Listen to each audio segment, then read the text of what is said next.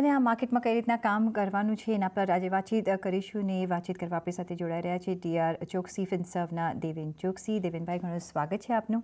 Very good afternoon.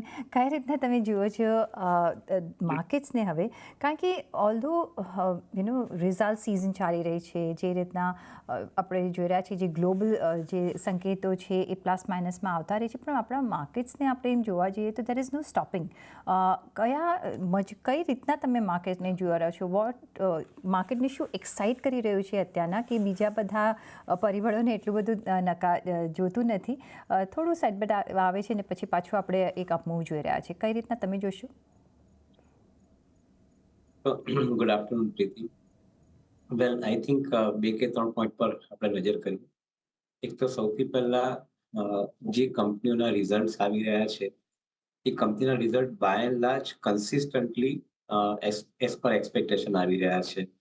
I think તમે અત્યાર સુધીમાં જો નિફ્ટી 50 કંપનીના જે રિઝલ્ટ આવ્યા છે એનું સ્ટડી કરો તો ઓવરઓલ નંબર્સ જે છે એ બાય એન્ડ લાર્જ એક્સપેક્ટેશનની સાથે મેચ થઈને આવ્યા છે અને in sum cases I think the numbers are even better, particularly likes of Maruti. Even for that matter, the banks like ICICI, Axis, કે જેના નંબર્સ રિઝલ્ટના એક્સપેક્ટેશન્સ કરતાં બેટર છે. સો જનરલી માર્કેટમાં એક એવું જોયું છે કે જ્યારે નંબર્સ અમુક જગ્યાએ ડિસઅપોઇન્ટિંગ આવે ત્યાં આગળ પોર્ટફોલિયો શિફ્ટ થાય અને સ્વોપ કરે, જે જગ્યાએ બેટર નંબર્સ આવે ત્યાં આગળ એ પ્રક્રિયા ત્યાંના ચાલુ છે. તેને કારણે માર્કેટમાં કદાચ તમારે પોર્ટફોલિયો શફલિંગ, સ્ટોક પોઝિશનિંગ, વેટ એલોકેશન્સ જે આપણે કહેતા હોઈએ એ આઈ થિંક અલગ અલગ રીતે અલગ કાઉન્ટરની અંદર જોવા મળી રહ્યા છે. હેવિંગ સેડ ધેટ, ઇન્ટરનલ માર્કેટની જે રિક્વાયરમેન્ટ છે, jet is fund flow, A strong છે. તમે દર મહિને લગભગ 20,000 કરોડની એસઆઈપી જોઈ રહ્યા છો. Equal amount of growth is coming through new business premium in the insurance segment. Same way provident ફંડની અંદર એડિશનલ પૈસા જે આવી રહ્યા છે માર્કેટની અંદર પાક થઈ રહ્યા છે. અને જે ઇન્ડિવિજ્યુઅલ ટ્રેડર છે માર્કેટની અંદર એ પણ પૈસા કમાવાની સાથે સાથે આઈ થિંક નવા પૈસા એડ કરતો જાય છે માર્કેટમાં. સો ઓવરઓલ લિક્વિડિટી લેડ પુશ જે છે એ પુશ સિગ્નિફિકન્ટલી હાયર રહે છે અને બીકોઝ ઓફ ધેટ ધ માર્કેટની અંદર એક આ મોમેન્ટમ બની રહ્યું છે. મારા હિસાબે આઈ થિંક ઇલેક્શન સુધી આ મોમેન્ટમ, ઇલેક્શનના રિઝલ્ટ સુધી આ મોમેન્ટમ કદાચ એ રીતે ચાલુ રહેશે એવું મારું માનવું છે. અને એના પછી કદાચ કોઈ કારણસર થોડું ઘણું કરેક્શન આવી શકે એવી પોસિબિલિટીને રૂલ આઉટ નહીં કરવી જોઈએ. પરંતુ as of now I think we believe that I think the track is clear till election result in June 1st.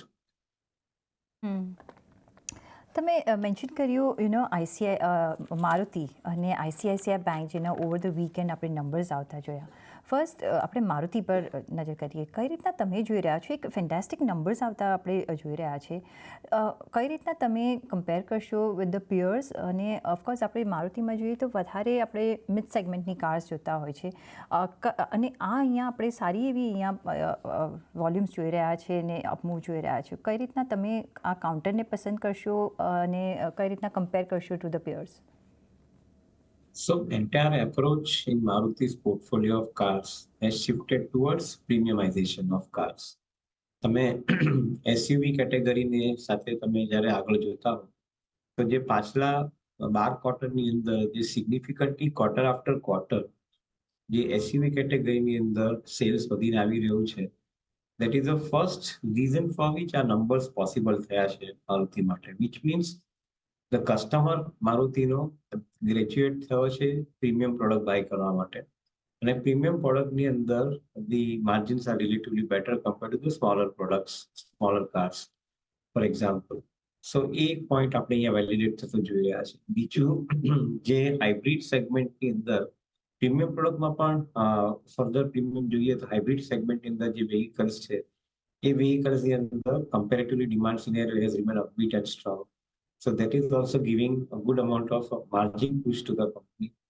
Overall, I guess I think the pricing scenario has remained same. The currency scenario, particularly yen related, has remained by and large same. તો એને કારણે પણ I think માર્જિનમાં બીજો કોઈ date અત્યારે તરી મોટો નથી જોઈ રહ્યા.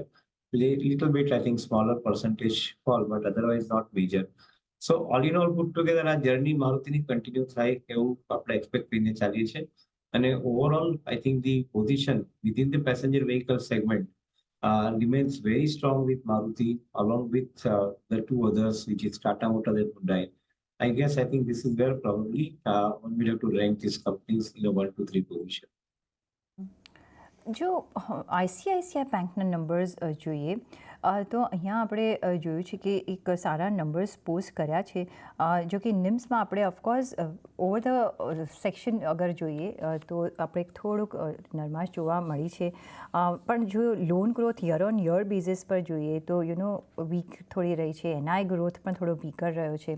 અને આગળ જતાં જે એમને ગાઈડન્સ આપ્યું છે કે જ્યાં સુધી રેટ કટ્સ નહીં આવે ત્યાં સુધી એક આપણે રેન્જ બાઉન્ડ નિમ્સ જોઈ શકીએ છીએ. ઓલ્ધો એ લોકો હવે ઘણી બધું કામકાજ આગળ વધી રહ્યા છે. આઈટી સ્પેન્ડિંગમાં એ લોકો વધારો કરવાના છે, જે 25નું ગાઈડન્સ આપ્યું છે. કઈ રીતના તમે જોશો આખું બેન્કિંગ સેક્ટર પરસે જે જો એક વ્યૂ લેવો હોય અને એમાં જો આઈસીઆઈસીઆઈ બેંક, એચડીએફસી બેંક અને પ્લસ જે ક્રેડિટ કાર્ડના જે આપણા ફ્રોડ ઇસ્યુ જે થયા હતા જેના લીધે પણ બધી બેંક્સમાં આપણે થોડુંક સેન્ટિમેન્ટ્સ થોડા લો જોયા છે. કઈ રીતના તમે જોશો બેંક્સ, પ્રાઇવેટ બેંક્સને specially first? So important point. એક તરફ ક્રેડિટ મોબિલાઇઝેશન, ડિપોઝિટ મોબિલાઇઝેશન માટેનો જે પ્રક્રિયા છે એની અંદર likes of Axis, likes of ICICI, even for that matter HDFC bank, એ લોકો એક સ્ટ્રોંગ એબિલિટી બતાવી છે કે જ્યાં આગળ એ લોકો ડિપોઝિટ બહુ સરસ રીતે મોબિલાઇઝ કરી રહ્યા છે. I think which is fundamentally very very strong point. In that context આપણે જોઈએ તો કદાચ એ લોકોના નીમ થોડાક આ ક્વાર્ટરની અંદર દબાઈને આવ્યા છે. એનું કારણ છે કે કોસ્ટ ઓફ ફંડ્સ જે છે તે વધીને આવ્યા છે because of the rising interest scenario. Now, what it promises to do in subsequent quarters, particularly જૂન પછીના ક્વાર્ટરની અંદર, કે જ્યારે આરબીઆઈ પોલિસી એક્શન્સની અંદર રેટ ઓફ ઇન્ટરેસ્ટ ઘટાડવાનું ચાલુ કરે અને systematically A rate of interest ઘટવાનું ચાલુ થાય, મારું એવું માનવું છે કે લગભગ 4 થી 8 ક્વાર્ટરની વચ્ચે સિસ્ટમેટિકલી રેટ ઓફ ઇન્ટરેસ્ટ ઘટે. એ સિચ્યુએશનની અંદર I think again the NIM will get better compare to what they are currently. So એક પ્રક્રિયા કે એક સિનારીઓ જે છે એ scenario definitely I think going to help most of the banks. એટલે કદાચ આજના રિઝલ્ટ સાથે હું બેંકને લઉં એના કરતાં વધારે I would prefer to see this banks over next 6 to 8 quarters. So I think likes of ICICI, likes of Axis, even for that matter HDFC Bank, and for good reason I believe કે કોટકની અંદર બી જે ભાવને કારણે જે દબાણ આવ્યું છે, ભાવ ઘટ્યો છે, કારણે જે ઓપોર્ચ્યુનિટી મળી રહી છે રાધર, એ ઓપોર્ચ્યુનિટીને કદાચ આ એન્કેજ કરવા માટેનો બી એક મારા હિસાબે આઈ થિંક સ્કોપ છે અહીંયા આગળ. અથવા બજાજ ફાઇનાન્સ જેવી એનબીએફસી કંપનીના પણ જે રિઝલ્ટ આવ્યા પછી જે ભાવમાં ઘટાડો આવ્યો છે, કદાચ મારા હિસાબે this kind of opportunities are available at that time. આ ટાઈપના સ્ટોક્સની અંદર ઇન્વેસ્ટમેન્ટ માટેનો વધારે એપ્રોચ હોવો જોઈએ. કારણ કે જ્યારે સબસિક્વન્ટ પીરિયડની અંદર જ્યારે રેલી આવતી હોય છે ત્યારે આ ટાઈપના સ્ટોકો 25 થી 30% રિટર્ન આપી જતા હોય છે. તો I would rather like to stay focus on quality names which I have talked about. અને એની અંદર slowly and gradually I think Kotak અને બજાજ ફાઇનાન્સ જેવી કંપની અંદર વધારે સિસ્ટમેટિકલી એક્યુમ્યુલેટ કરવું જોઈએ ઇન્વેસ્ટમેન્ટ માટે, એવો મારો વ્યૂ પોઈન્ટ છે. ફાઇનાન્સ પર તમે એક સિસ્ટમેટિકલી અહીંયા અક્યુમ્યુલેટ કરી શકો છો. યસ બેંકના પણ પરિણામ આપણે આવતા જોયા અને અહીંયા પણ આપણે ઓફકોર્સ જે એમને જે એડવાન્ટેજ મળ્યો છે એ લોઅર પ્રોવિઝન અને ટેક્સ રાઇટ બેકનો જે એડવાન્ટેજ મળ્યો છે ને એમાં પ્રોફિટ આફ્ટર ટેક્સમાં આપણે સારો એવો વધારો, પણ આમ પણ જોઈએ તો ડિસ્બર્સમેન્ટ જુઓ, લોન ગ્રોથ જુઓ, અહીંયા સારો એવો આપણે અપમૂવ જોઈ રહ્યા છીએ. યસ બેંકને હવે તમે કઈ રીતના જોશો? શું થોડું ડિફરન્ટલી જોવાનો અત્યારે સમય આવી ગયો છે કે યુલ વેટ એન્ડ વોચ? ત્યારે એસબીઆઈએ યસ બેંકની અંદર પૈસા રોક્યા અને બેંકને સપોર્ટ આપ્યો to a greater extent I think operation એના પછીના ટાઈમની અંદર સ્ટેબિલાઇઝ થઈને આગળ વધ્યા. That in itself I think was a sufficient amount of comfort from the point of view of holding Yes Bank. However, અત્યારના જે નવી એક અત્યાર તરીકે જોવાની એક રીત છે એની અંદર now if SBI gets out of the Yes Bank અને નવા ઇન્વેસ્ટરો, ફાઇનાન્શિયલ ઇન્વેસ્ટર આ બેંકની અંદર એડ થાય તો કદાચ અહીંયા આગળથી ગ્રોથ માટેની જગ્યા વધારે સરસ રીતે આગળ વધી શકે એવું આપણે માનીને ચાલીએ. હાવેવર એક પોઈન્ટ બીજો બી રહેશે કે કોઈ પણ બેંકને significant amount of money will have to be invested in creating the digital infrastructure. કારણ કે ચોક્કસપણે કહી શકાય કે જે બી બેંકને હવે પછીના સમયની અંદર આઈધર રિટેલ લોન છે કે કોર્પોરેટ લોન છે એ પ્રોસેસ કરવી હશે અને ઇન્વેસ્ટર એટલે કોર્પોરેટ સુધી અથવા કસ્ટમર સુધી તમારે એને પહોંચાડવી હશે તો મારું એવું માનવું છે કે unless and until you have a very strong digital platform, I think they will not be in a position to survive in this environment. So maybe I think new investor walking in, maybe they invest money into digital infrastructure, અને maybe I think સારી રીતે બિઝનેસનો portfolio grow થઈ શકે એવા I think આપણે optimism સાથે આ સ્ટોકને અત્યારે ટાઈમિંગ ફેવરેબલ જ જોવો જોઈએ. મેબી અત્યારની તારીખમાં ભાવ વધ્યો છે, કદાચ નાના મોટા ભાવ સાથે કરેક્શન આવતા હોય છે ત્યારે માર્કેટની અંદર ઓપોર્ચ્યુનિટી જોવી જોઈએ. જેને મોમેન્ટમ ટ્રેડિંગ કરવું છે તેના માટે કદાચ એ ઓપોર્ચ્યુનિટી સારી રહેશે. આઈટી સ્પેસને તમે કઈ રીતના જોશો? કારણ કે અહીંયા મિક્સ નંબર્સ છે, વધારે મે બી ગાઈડન્સ આપ્યું હતું એની આજુબાજુના રહેશે, પણ એક પ્રેશર હજી દેખાઈ રહ્યું છે. HCL ટેકના જે આપણે લેટેસ્ટ આવ્યા છે રિઝલ્ટ્સ એની, અને આજે ઘણો બધો અહીંયા આપણે ડાઉનફોલ જોઈ રહ્યા છે. પણ કઈ રીતના તમે જુઓ છો? શું અત્યારના આઈટી સ્પેસ વેલ્યુએશન વાઇઝ તમને અટ્રેક્ટ કરે બાય કરવા માટે, કે હજી યુ વેઇટ જ્યાં સુધી અહીંયા પિકઅપ નથી આવતું? વેલ આઈ થિંક ધી મોમેન્ટમ જ્યારે આવશે ત્યારે તમને ભાવથી નહીં મળે આ શેરો, એટલે વાત હકીકત છે. પછી એ TCS હોય, ઇન્ફોસિસ હોય, HCL ટેક હોય, કે ઇવન વિપ્રો હોય, જે ફ્રન્ટલાઈન આઈટી સ્ટોક્સ છે એની અંદર બાઇંગ કરવાનો સમય જ્યારે બજારના ભાવ ઘટે ત્યારે જ લેવાનો સમય છે. કારણ કે એના ફંડામેન્ટલ્સ અથવા બિઝનેસ મોડલમાં કોઈ મેજર બદલાવ નથી અને આવવાનો પણ નથી. ઓન ધ કોન્ટ્રી, આ ચારેક કંપની જે આપણે વાત કરી રહ્યા છે, એ દરેકે દરેક કંપની આવી સક્સેસિવ ક્વાર્ટરની અંદર નવા કોન્ટ્રાક્ટ વિન કરી રહી છે, અને દેટ ટુ એની વિઝિબિલિટી 5 થી 10-12 વર્ષની પણ છે અમુક અમુક કોન્ટ્રાક્ટમાં. સો જ્યાં સુધી એ પ્રોસેસ ચાલુ રહેશે, ને મને એવું લાગે છે પ્રોસેસ ચાલુ છે, એની સ્પીડ થોડી ઓછી છે, ગ્રોથ ઓછો મળે છે, અને પ્રોસેસ ચાલુ છે, તો કદાચ બજારમાં ભાવ ઘટે ત્યારે એ વસ્તુ લેવા માટેનો એક સૌથી સારો ઓપોર્ચ્યુનિટી ગણવી જોઈએ. કારણ કે સબસિક્વન્ટ પીરિયડની અંદર I think with the correction in the price when you bought it, subsequent પીરિયડમાં જ્યારે સ્ટોક રેલી થવાનો સ્ટાર્ટ થાય ત્યારે તમને 20-25% આપી જાય છે. ગયા વર્ષે લગભગ આ જ પ્રક્રિયાની અંદર તમે TCS જેવી કંપનીઓ પણ લગભગ 20% પૈસા ઇન્વેસ્ટરો કમાયા હતા. So I would think that way. However, જે લોકોને વધારે ગ્રોથ ઓરિએન્ટેડ કંપની માટે પ્રેફરન્સ છે, જે અમે લોકો પોર્ટફોલિયોમાં રાખીએ છીએ, એમાં ધ લાઇક્સ ઓફ LTTS છે, સાયન્ટ ટેકનોલોજી છે, KPIT છે, ટાટા એલેક્સી છે, એ ટાઈપની કંપનીઓને કદાચ એના નિશ પ્લે તરીકે લોકો માર્કેટમાં ઓપરેટ કરી રહ્યા છે પોતાના સેગમેન્ટમાં, અને એના કારણે કદાચ એ લોકો પાસે ગ્રોથ 18% થી 24%ની વચ્ચેનો છે. So in my view point, I think mid tier IT segment is more preferable compared to the large ones. But large વન્સની અંદર આઈ થિંક મેં કીધું એ પ્રમાણે ભાવથી ઘટેલા હોય તો તમારો પર્પસ સોલ્વ થઈ જશે 20-25% રિટર્ન કમાવા માટે, because you are buying with a practically very low downside risk. દિનભાઈ, એક બીજો જે એરિયા છે એ છે રિન્યુએબલ એનર્જીનો, અને ઇરડા જેને એક એમને ગ્રાન્ટ થયું છે નવરત્ન સ્ટેટસ, અને આજે આપણે આ સ્પેસ જોઈએ તો ખાસી હવે બઝિંગ છે, ને જે રીતના ફ્યુચર પ્લાન્સ છે ગવર્મેન્ટના, અને જે બી ટુ બી ગવર્મેન્ટના બી કહી શકાય, નેક્સ્ટ ટેન્યુઅરમાં જે પણ આવશે, કઈ રીતના તમે જોઈ રહ્યા છો આ સ્પેસમાં? તમે હવે કેટલું ફોકસ વધારશો કે રાખશો?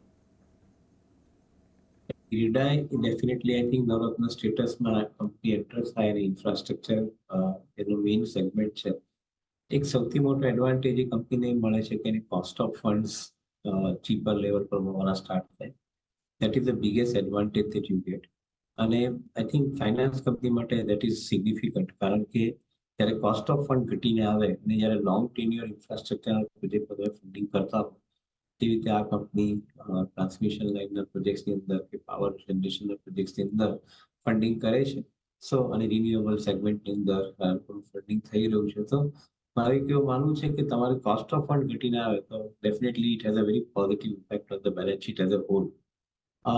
I would think that overall the business model looks, I think, quite interesting from the perspective of looking at direction for next 5 to 10 years. Entire renewable space in the groups of Tatas, Adanis, Reliance, એ લોકોએ જે રીતે પોતાના programme set કર્યો છે, દરેકે દરેક company પોતાનો નિશ સેગમેન્ટની અંદર ઓપરેટ કરી છે. Like Tata is concentrating more on the rooftop solar, Adani's and Reliance is basically concentrating more on the complete ecosystem of the renewables, be it wind, be it solar, be it hydrogen. So I think overall portfolio renewable નો જોવા જાવ તો એક તરફ generation company છે, બીજી તરફ ecosystem providers, એટલે કે સે for example companies which are into the green hydrogen, તેને માટે જે ઇલેક્ટ્રોલાઇઝર બનાવવાના છે તેને માટેની કંપનીઓ છે, અથવા એન્જિનિયરિંગ કંપની છે જે લોકો હાઇડ્રોજન ટેન્ક્સ અથવા એના પ્લાન્ટ બનાવી છે. તો આ બધા જ લોકો માટે આઈ થિંક બિઝનેસની કન્ડિશન એક સિગ્નિફિકન્ટલી સારી રીતે ઊભી થઈ રહી છે. ઇવન પંપ મેન્યુફેક્ચરિંગ કંપનીઝ કે જે લોકોને ઇલેક્ટ્રોલાઇઝર પ્રોસેસિંગના જે પંપની રિક્વાયરમેન્ટ જનરેટ થાય એને માટેના બિઝનેસ કન્ડિશન લોકો માટે સિગ્નિફિકન્ટલી સ્ટ્રોંગ દેખાય છે. So we are relatively more confident. Only thing is કે કદાચ બધી જ કંપનીના ભાવો એના સમય કરતા પહેલા થોડાક એડવાન્સમાં સ્ટ્રેસ થઈ ચૂક્યા છે. એટલે કદાચ ભાવથી જ્યારે તમને મળે ત્યારે તમારે ઇન્વેસ્ટમેન્ટ માટેનો એપ્રોચ આપવો જોઈએ. But till that point of time, I think you can keep looking at the direction and maybe invest money when the market gives you an opportunity. Cement as a sector કઈ રીતના તમે જોશો? કારણ કે અહીંયા આપણે જે રીતના ઇન્ફ્રાસ્ટ્રક્ચરનું કામ ચાલી રહ્યું છે તો અહીંયા સપોર્ટિંગ બિલ્ડિંગ મટીરિયલ સેગમેન્ટ પણ આપણે અપમૂવમાં જોઈ રહ્યા છીએ. પછી એમાં સિમેન્ટ ઓફકોર્સ મેઇન છે, મેટલ અને so on and so fourth. Cement as a sector તમે કઈ રીતના પસંદ કરશો? So બે મેઇન કમ્પોનન્ટ છે અને ત્રીજો કમ્પોનન્ટ ઇન્ટિગ્રેટેડ છે. આઈ એક્સપ્લેન ઇન મિનિટ. એક તરફ જેની પાસે માઇનિંગ રાઇટ સ્ટ્રોંગ છે, જે લોકોની પાસે સ્ટ્રોંગ લાઇમસ્ટોન માઇનિંગ માટેના રાઇટ્સ છે અને એ લોકો પોતાનું પ્રોડક્શન બધી જનરેટ કરી શકે છે, those companies are relatively better. Second thing, જેની પાસે પેન ઇન્ડિયા પ્રેઝન્સ છે અને પેન ઇન્ડિયા પ્રેઝન્સની સાથે સાથે સપ્લાય ચેન લોજિસ્ટિક્સ એ લોકો જે મેનેજ કરી શકે એને માટે એ લોકો પાસે જે ઇન્ફ્રાસ્ટ્રક્ચર હોવું જોઈએ. ફોર એક્ઝામ્પલ, એસીસી અંબુજા ટાઈપની કંપનીઓ છે જે લોકો લાર્જલી પોર્ટ બેઝ ટ્રાન્સપોર્ટેશનનો વધારે ઉપયોગ કરે છે. એ લોકો માટે કદાચ ટાઈમ ડેફિનેટલી સારો ગણી શકાય સિમેન્ટની અંદર, કારણ કે demand scenario remains absolutely upbeat અને strong because of the construction activity going on. જેની પાસે કેપેસિટી મોટી છે, જેની પાસે સપ્લાય ચેન લોજિસ્ટિક મેનેજ કરવાની એબિલિટીઝ છે, જેની પાસે લાઇમસ્ટોન્સ સિગ્નિફિકન્ટલી છે અને જેને કારણે એ લોકો I think higher production achieve કરી શકે છે, એને માટેનો ટાઈમ કદાચ બેટર થતો જાય છે. ઇવન કેપેસિટી યુટિલાઇઝેશન જ્યારે 85% ઉપર ચાલુ થાય એક્ઝિક્યુટ થવાનું, it produces better amount of profit and the profitability because the larger part of the fixed cost is by that time absorbed. So we remain distinctly positive about the cement. પણ એક વસ્તુ ચોક્કસ છે કે આ જે અમુક ફેક્ટરો છે એને ધ્યાનમાં રાખીને ઇન્વેસ્ટમેન્ટ કરવું જોઈએ. At the same time energy cost જે છે એની અંદર અંબુજા સિમેન્ટ જેવી કંપનીઓ છે કે જે લોકો ઓલ્ટરનેટ ફ્યુઅલ વાપરે છે અને એનર્જી કોસ્ટ નીચે આવે છે, તે માર્જિન પણ પ્રોટેક્ટ કરી શકે. So such kind of individual traits in different companies also one has to look into it. Otherwise, market will remain competitive, pricing point of view. However, the demand signal remains absolutely upbeat. અને government જ્યાં સુધી આટલા મોટા પૈસા ખર્ચે છે ઇકોનોમીમાં, ત્યાં સુધી મને નથી લાગતું કે સિમેન્ટમાં કોઈ મંદી કે એવા કોઈ કારણ આવવાની શક્યતા ઊભી થાય, at least in the near future. Okay, તો ઓફકોર્સ જે રીતના કામકાજ ચાલી રહ્યું છે એ પોઈન્ટ ઓફ વ્યૂથી આપણે ચિંતા કરવાની નથી જરૂર, પણ વેલ્યુએશન ઓફકોર્સ ક્યારેક વેલ્યુએશન ઘટાડે આપણે ચૂઝ એન્ડ પિક કરી શકીએ છીએ over the segment of the market counters. પણ દેવેનભાઈ, ઓન દેટ નોટ ઘણો આભાર તમારો અમારી સાથે જોડાવા બદલ અને આપના વેલ્યુબલ વ્યૂઝ એઝ યુઝ્યુઅલ અમારી સાથે શેર કરવા બદલ. પણ જતાં પહેલાં તમારા કોઈ ડિસ્ક્લોઝર્સ હોય તો? આઈ થિંક આપણે જે કંપનીના નામ સાથે ઉલ્લેખ કરીને વાત કરીએ છીએ એક પર્પઝ છે, કારણ કે ઇન્વેસ્ટર સુધી મેસેજ પહોંચાડવાનો છે, એ કોઈ રેકમેન્ડેશન નથી. અને સેફ ટુ અસ્યુમ કે જે બી કંપનીનો કદાચ વ્યૂ આપ્યો હોય એ કંપનીમાં અમારો પર્સનલ ઇન્ટરેસ્ટ હોઈ શકે, અમારા ફંડનો ઇન્ટરેસ્ટ હોઈ શકે, ક્લાયન્ટોના પોઝિશન્સ પણ હોઈ શકે અને ઇન્ટરેસ્ટ હોઈ શકે ઇન્વેસ્ટમેન્ટ માટે. અને ઇન્વેસ્ટમેન્ટ કરતા પહેલા ઇન્વેસ્ટરોએ પોતાના ઇન્વેસ્ટમેન્ટ એડવાઇઝરને પૂછીને કરવું ઇન્વેસ્ટમેન્ટ, એવી એક સેફ એડવાઇસ મારા તરફથી રહેશે on this part as a disclosure. જી દેવેનભાઈ, ઘણો આભાર તમારો અમારી સાથે જોડાવા બદલ. Thank you so much. અને સાથે જ મને પણ આપશો રજા, પણ જોડાયેલા રહેજો CNBC 50 સાથે. નમસ્કાર.